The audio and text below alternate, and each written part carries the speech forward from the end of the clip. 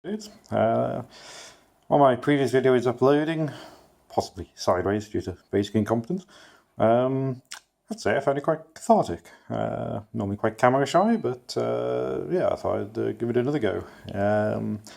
And why not tackle the other really easy subject of the day, Brexit.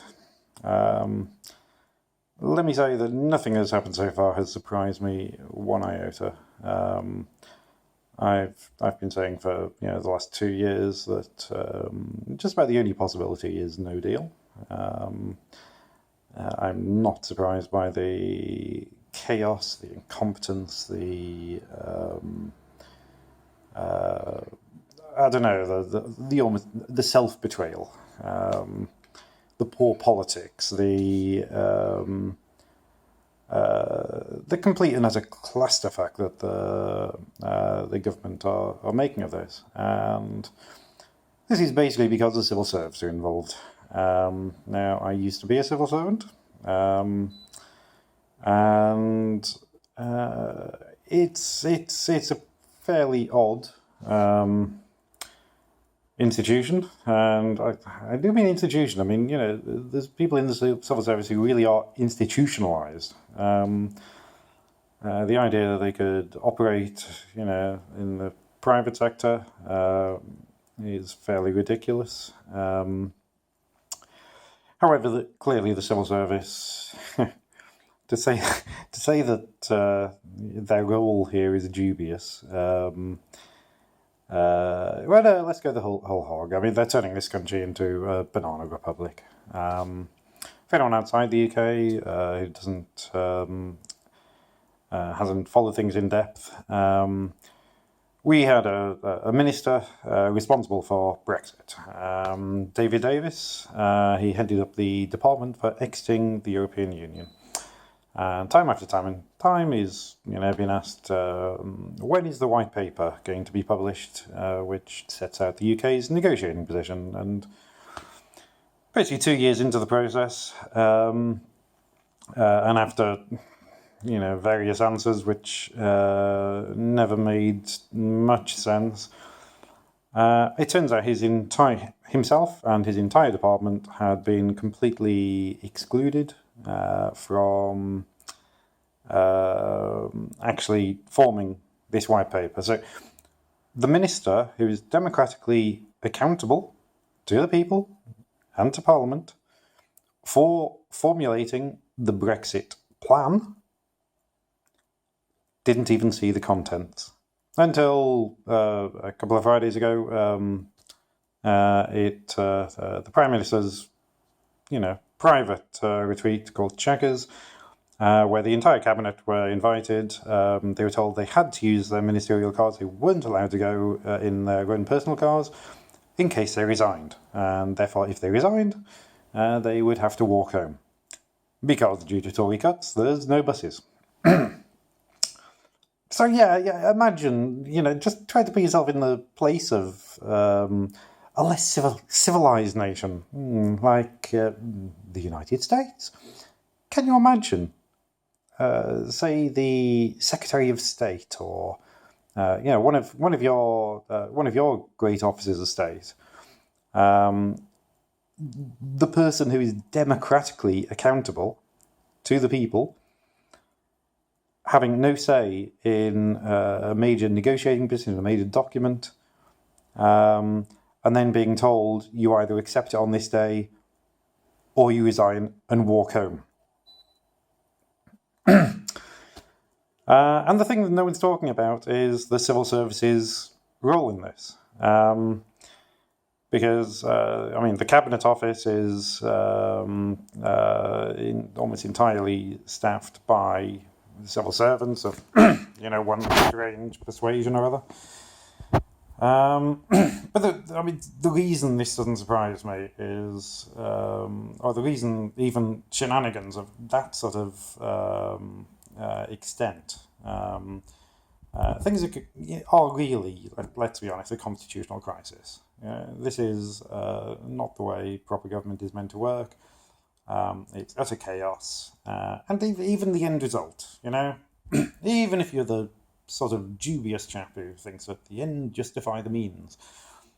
Well, the end is that, some snotty Frenchman told us to stick it anyway. So, where's the good here? How is this good politics? What? I'm almost starting to feel sorry for myself talking about my own country's political culture, because I kind of know how this would. I mean, when you're caught up in things at home, yes, there's a lot of anger because it's all chaos and it's all. But abroad, well, have a laugh, on us, because yes, we might have, the oldest parliament in the world and all that sort of stuff, but it's pretty clear that, things are not working out particularly well. And it isn't just that. For instance, the other day there was a junior minister giving a speech on why we shouldn't build some of our naval ships in the UK. Again, to Americans, you assume pork barrel politics, and therefore the jobs go to someone, a dockyard is, in some senators. We don't really have any of that, but to a ridiculous extent. So this junior minister is basically saying that the reason we shouldn't build them in the UK is they would be twice as expensive, and he used an example, which was some ships we had built a few years ago in South Korea, and he said that the UK bid for this was twice that of the South Korean bid, which is just untrue. There was no bid. All of our dockyards were being used to build our aircraft carriers. So there was no UK bid. Even the Ministry of Defence on its own website said there was no bid. And he spent 40 minutes talking about this, and the entire precept of this is everything was based upon the figure of twice as much. And he completely made it up. So yeah, pointed this out. And in fact, it looked like an MP, picked this up from Twitter, actually, in the chamber, and asked the junior minister to correct the record, to make sure that he wasn't misleading Parliament. And he didn't. Either he didn't know what he was talking about in the first place, but if you've made something up, you must know enough about it to make it up, if you know what I mean. So yeah, the cabinet office and the the civil service shenanigans, but it goes way beyond that, because we have things codified in law. For instance, the behaviour of ministers and civil servants, and the Prime Minister is a minister. Ministerial Code and the Civil Service Code. But I mean, there's also effectively rules and laws within Parliament. So the previous example, if you mislead Parliament, if you lie, you'll never find any politician ever doing ever, then it's a resigning matter. It's effectively a very serious offence. But also under parliamentary rules and that sort of. There's another offence called contempt of Parliament, and the actual definition of this is if you prevent a member or minister from doing their duty to Parliament, which would include keeping Parliament informed on what's going on. So for 2 years now, David Davis has been, speaking in Parliament about a plan he's formulating, which the civil service knew fine well was not going to go anywhere because they were doing their own one in secret. How can that not be contempt of Parliament? I mean, you could even argue, if you're a hardcore Remainer, that, David Davis, he's misled Parliament. Well, yeah, he probably has. Not deliberately, because he was kept completely in the dark. Um, so I mean, you are seeing a similar-ish sort of effect in the states, where the deep state, whether it be CIA, FBI, or whatever, they're coming out with, I don't know, Trump ate my hamster, Trump, I don't know, stole my babies, whatever, just endless piffle and nonsense coming out of government departments and the deep state, and should we say interested parties who happen to be employed by the government. And again, but no one's talking about being a constitutional crisis over there. But yes, the civil service basically is a problem. And the problem arises effectively from the EU in the first place. And the problem has more to do with the way, the procedures and the way things are run. Whether it be Brexit, whether it be any other issue. And this applies to everything. Civil servants, and I was one myself, they think of themselves and they're quite proud that they work for the crown, working for the Queen, supporting the government. The civil service goes, you can't be political, you have to be diligent and give your honest advice, and all this sort of usual rubbish. But the problem is that the vast majority of the time, civil servants are not working for the crown. Because whether you're a paperclip stacker or a computer programmer, as I was, or whatever, most of what you're doing is implementing and responding to change. Because the procedures set up, to the extent of government competence, which isn't high. Work for what was happening before. So what changes? Well, the thing that changes by far the most often is not EU law, but EU rules and regulations. So a lot of things that the politicians actually get the blame for have next to nothing to do with the politicians. Not a popular opinion, but I'll explain it. EU law is given some scrutiny. There are the select committees. There's the Eurosceptic MPs do pile through the paperwork and all that sort of whatnot. They might not be able to do anything about it. At least they're kind of forewarned and forearmed about what rubbish is coming down the sewer pipe. However, rules and regulations, you might think they're entirely pointless, but they go through Parliament, but there's no scrutiny. They just go straight through, and basically no one really looks at them. It's just accepted as being part of, being part of the EU, that they fire a new directives on, whether bananas can be straight, or but on absolutely every bit and piece of industrial or social life, effectively,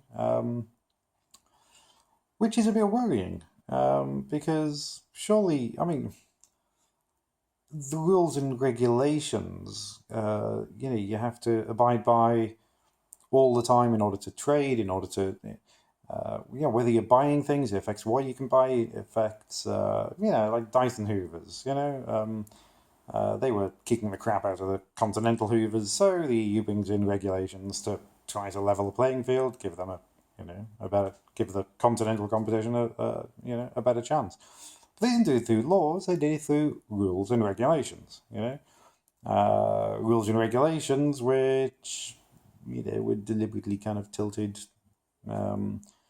towards vacuum cleaners that had bags and, really strange decisions. Who knows how they came up with that one?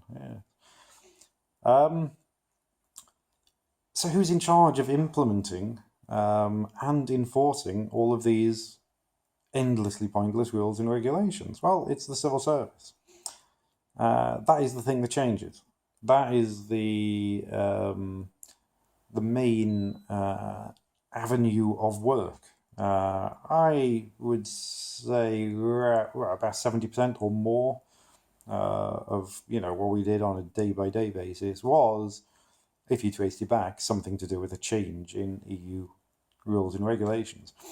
And there's some hilarious examples. For instance, the ONS, the Office for National Statistics, which a dustier place you could barely find.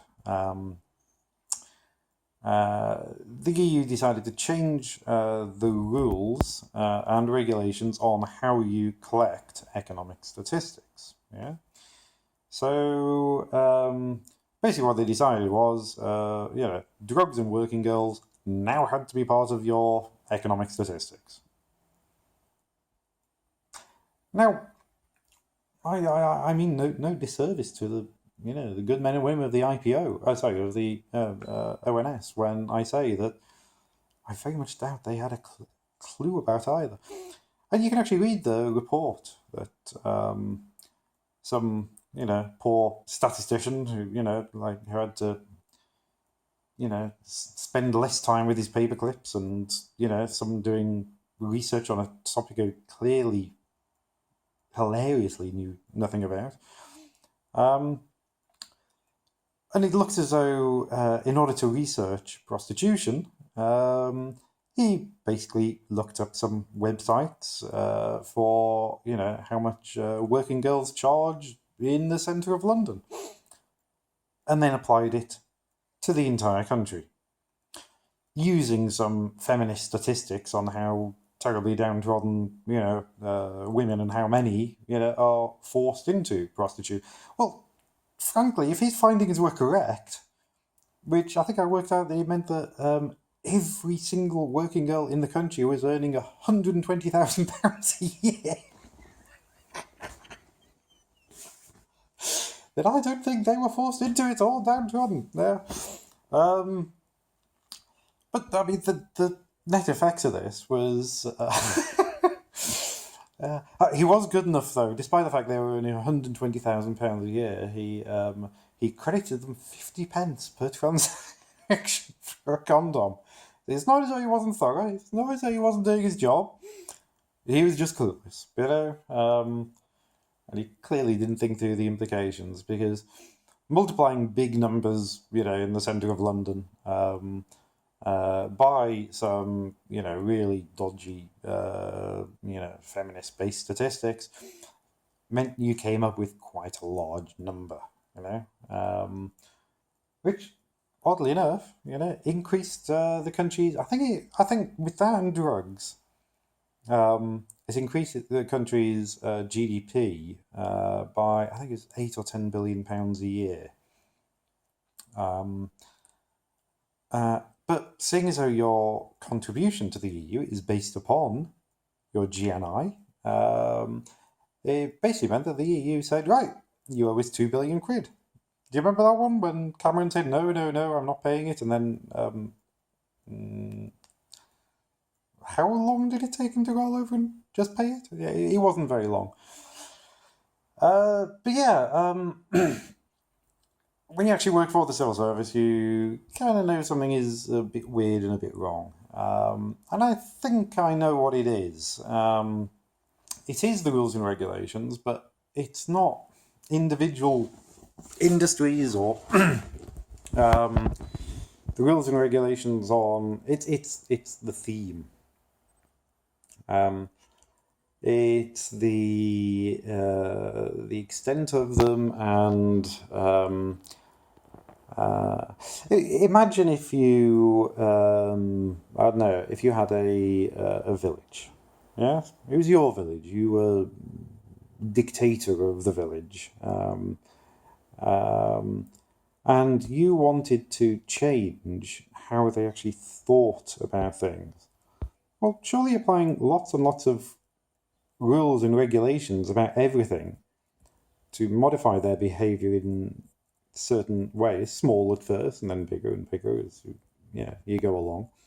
But by the time you've got that village to comply by 27,000 different rules and regulations, how is it you don't have complete control of them?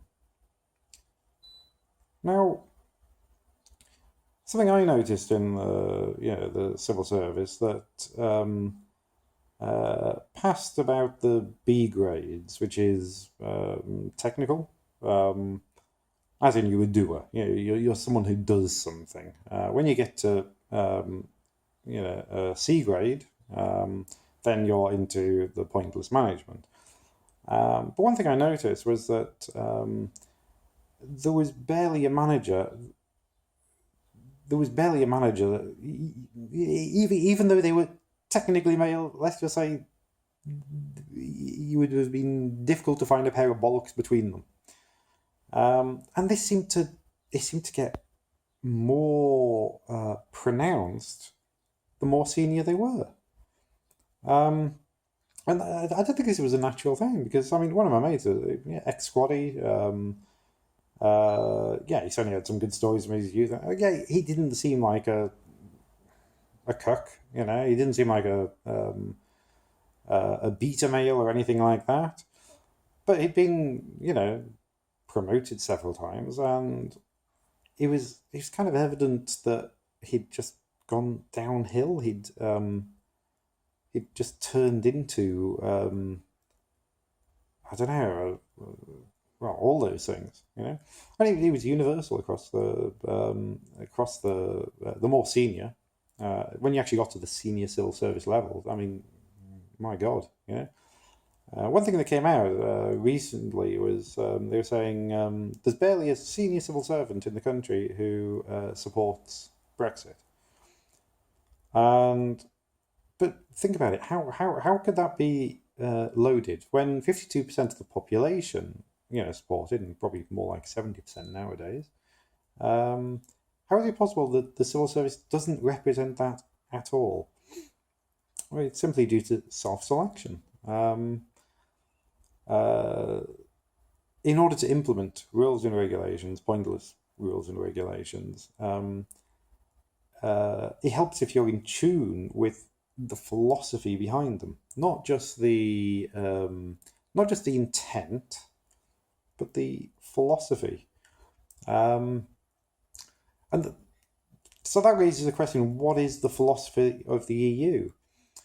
And I've always had an interest in philosophy, but effectively philosophy, whether it be a meme or an idea, this is a free market of ideas. And, I'm not going to espouse or even think about a philosophy which doesn't either provably or at least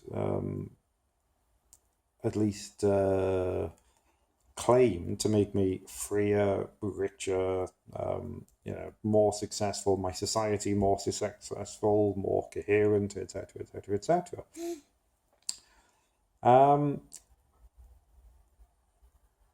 That's kind of a given. It's why would I accept an idea which actually espouses to be, not very good in the first place?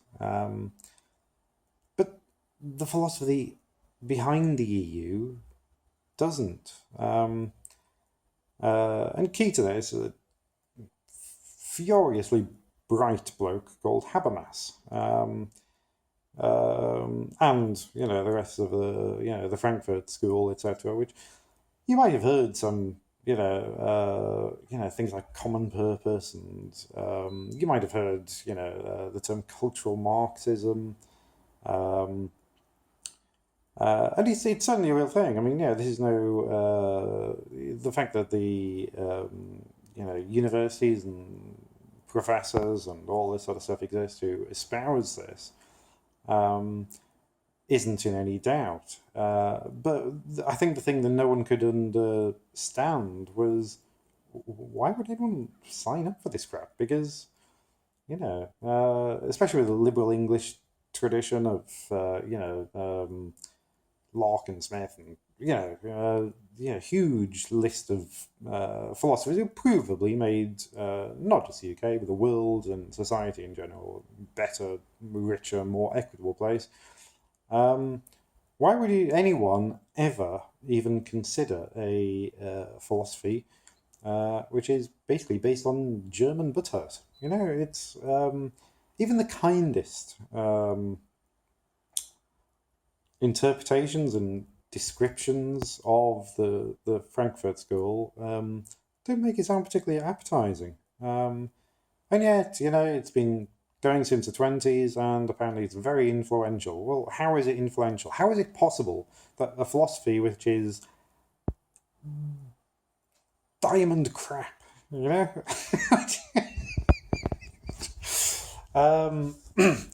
a philosophy whose only stated intent, if you like, is to prevent Nazism. Yeah, I did mention they're beginning since the 20s, didn't I? So how did that work out for them in the first place? Because I seem to remember, Austrian gentleman with a rather bad tash who, So yeah, basically, I mean, yeah, they from full-on Marxism, they switched sides a bit and decided that basically they constructed the correct conditions for the German proletariat to rise up and take power and do all that good old Marxist communist sort of stuff. But the lazy bastards preferred beer and pussy, basically, and because they were getting just about enough, they didn't bother with, seeking power beyond, their own daily lives. So yes, I mean, since the Second World War, the cultural Marxist shtick, if you like, has been entirely towards preventing Nazism, which is a bit of a crap philosophy because, well, Nazism happened, and because it happened, it's highly unlikely ever to happen again. If someone with a bad tash starts, ranting and raving about, Red Sea pedestrian this or that or the other. Yeah, I mean, it's the idea that this is ever a threat again. Certainly in our lifetimes, I find ridiculous. But yeah, I mean, the fact that this, very boring but very bright German professor is right at the heart of the EU is not in any doubt. The fact that his philosophy, which encompasses some really turgid ideas, like critical theory.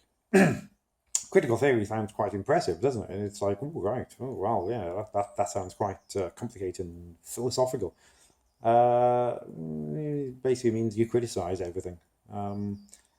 For instance, recently you had statue of Rudyard Kipling being defaced, who was never establishment. He was, anti-imperialist. He was just a side note. I mean, Kipling was born in India. He was, raised in India. He wrote about India, and he's not considered an Indian writer, which I've always found a bit strange. But yeah, ever the outsider, ever the thorn in the side of the establishment. And anyone who reads Gunga Din and thinks that chap is a racist is doolally. So, where was I? Yeah, sorry, I was a bit of I was almost a Peter Bray-like tangent there. So yeah, this terrible German philosophy, critical theory. That's what I was talking about. So yeah, something as wonderful as Kipling, probably the best writer, since Shakespeare, maybe. How do you criticize him? Well, that's the idea. You just criticize anything. You criticize, the fact he was white, or the fact that he had long curly hair, or the fact that he would say that because he's this, that, the other. Generally, either racist, sexist, homophobic. That's what you see almost all the time. But there are other examples.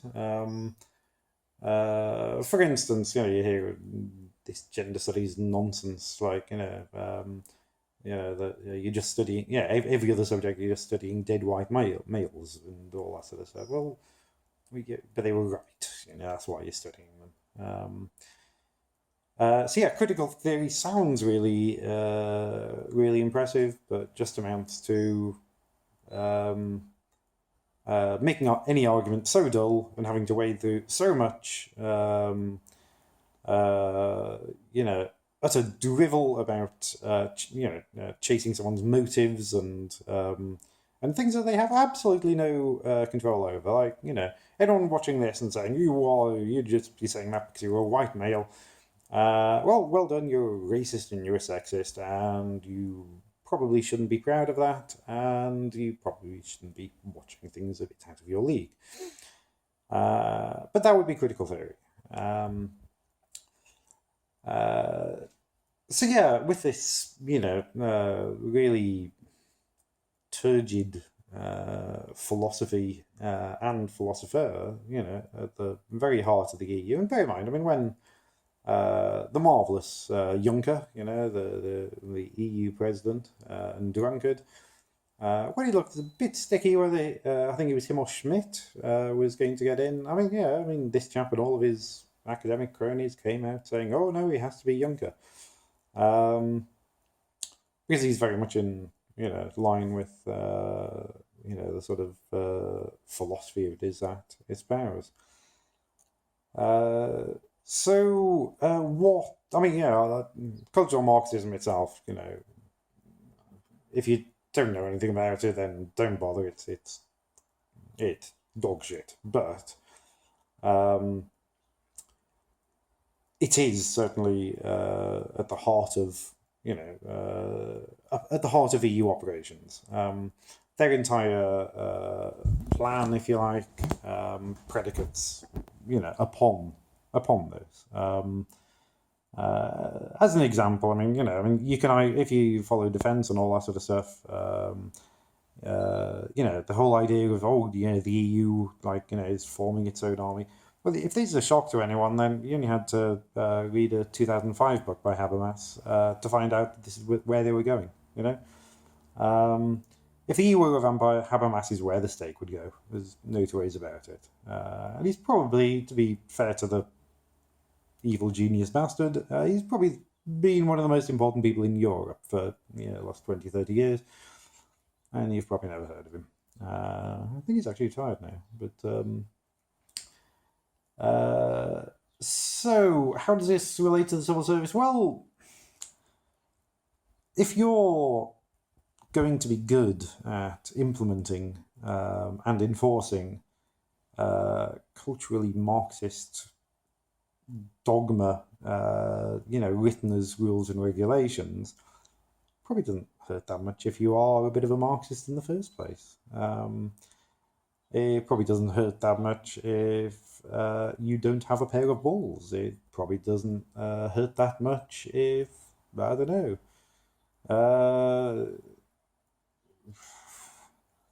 basically it's a self-selection. It's in order to be a good managerial grade civil servant, you would have to lop your bollocks off, become, a far left loony, put your underpants on your head, stick, 2 pencils up your nose, just generally be a bit incompetent and not understand your own culture, and instead try to implement someone else's. And that seems to be the way it is. So yeah, after 40 years of through rules and regulations and implementing them, and having a self-selection for people who are prone to this sort of crap, or in shorthand, too long didn't read. If you've been sucking on Marxist cock for 40 years, chances are you become a bit of a Marxist. Hence why the civil service shenanigans, haven't surprised me. One iota. And no, as I said at the beginning, I've been arguing for 2 years now. It's always going to be a no-deal Brexit. Sorry, Romaniacs and snowflakes or whatever, but it's always been inevitable. And the reason is that any deal which suits the EU so much that the European Parliament will vote for it.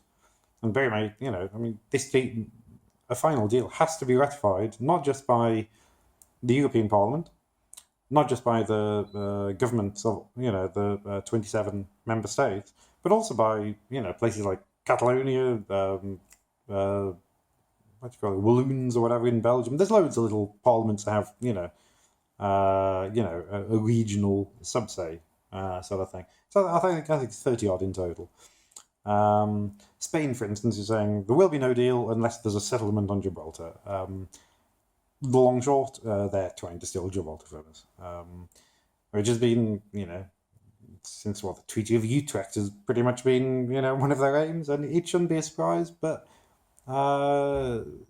they've sprung this quite late. So if Spain won't vote for it, it only takes one to, vote it down. There's no deal. The new Italian government, the idea that they're going to vote for anything that kind of punishes us, well, what if they want to leave at some point? It's fine, the European Parliament saying, it has to contain this or the other. What about Hungary? What about Poland? What about the countries, which, if you listen to the media, they're right wing. If they're trying to be polite, they're populist, which basically means they don't understand what's going on. The media, that is, not the local government. They're in actual fact all of these governments springing up across Europe basically reject feminism, are paternalist. That's the only thing they have in common. Even within Italy itself, you have a right wing and a left wing populist who agree on enough, that. So the media claim that they're both right wing, but one of them is quite clearly very left wing. Any deal is basically an impossibility. Always has been, and the governments, they have a choice. They either go all Churchillian and say it is no deal, and we're gonna kick the Spanish trollman's butts back to Vigo, or more likely they're gonna try to withdraw Article 50. However. Serious point.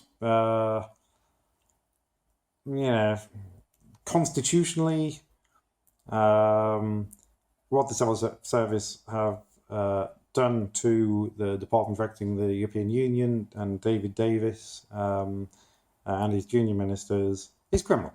It's nothing. How is there any debate on this? And why is no one talking about it? Because.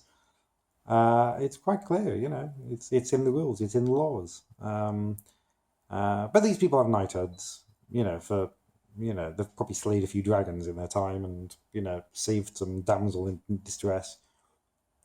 Or just sucked on some German cock and stuck some paper clips in a Marxist sort of a way for, a few years while constantly being promoted above people who, maybe were actually good at their jobs. Who knows? Yes, I don't know, Brexit, tell me what you think. Romania, Brexit, whatever. Use the comment section and, I'll try to respond to every single one and see whether my last video came out all sideways and wiggly or not. But anyway, cheers dudes.